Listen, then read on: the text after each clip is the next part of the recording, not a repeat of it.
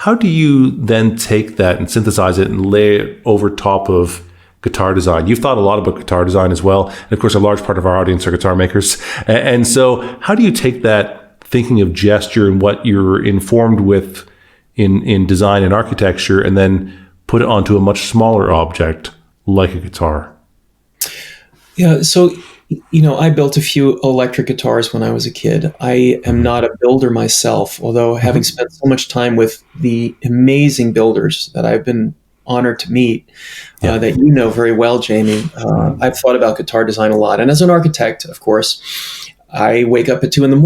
and I think about designing things. And so, or I'm singing to my young daughter when she was just a baby, and I'm thinking as she falls asleep, the neck detail on that guitar, how could that be changed? I mean, so these kinds of things, we architects, when we have insomniac moments, that's what we think about. We think about details and fitting things together. And because I spent so much time with geniuses like Michi Matsuda, I started buying books on Japanese joinery. And then I would wake up at 3 a.m.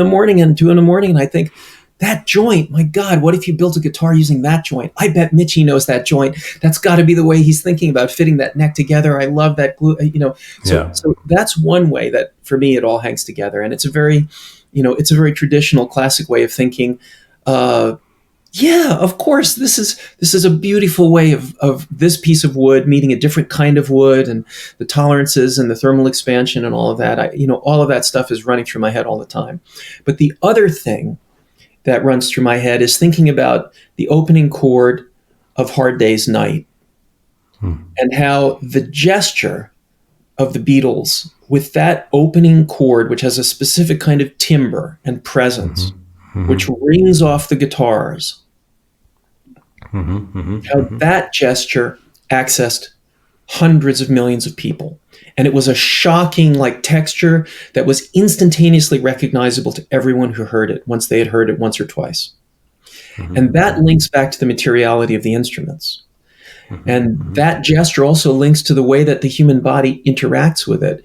One project that I wanted to do for more than a decade now that we haven't gotten around to doing would be to gesture capture musicians playing instruments, to get Wendy Eisenberg or Sandy Ewan or Charlie Hunter or Elliott Sharp and spend a week with them doing gesture capture of every scale of their body as they play their instruments. Sandy plays her guitar sometimes with a railroad spike. A railroad spike that has got to weigh 2 or 3 pounds. It's solid metal. She uses it almost like a slide.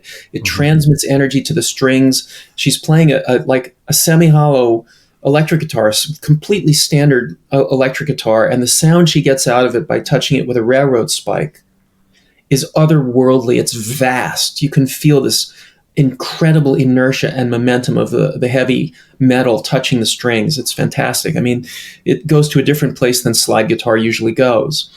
And so Sandy's work is just fantastic for me. And one of the best guitar performances I've ever seen was Sandy playing at one of the events that we put together back in 2019.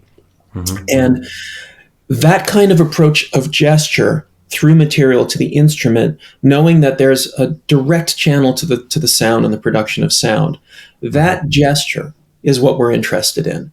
So again, we haven't done this project. I would love to do it, but I'm particularly interested in the idea that there would be a set of what you can call ultra-conserved gestures. What do I mean by that? So ultra-conserved words are words that have existed for thousands of years across multiple cultures.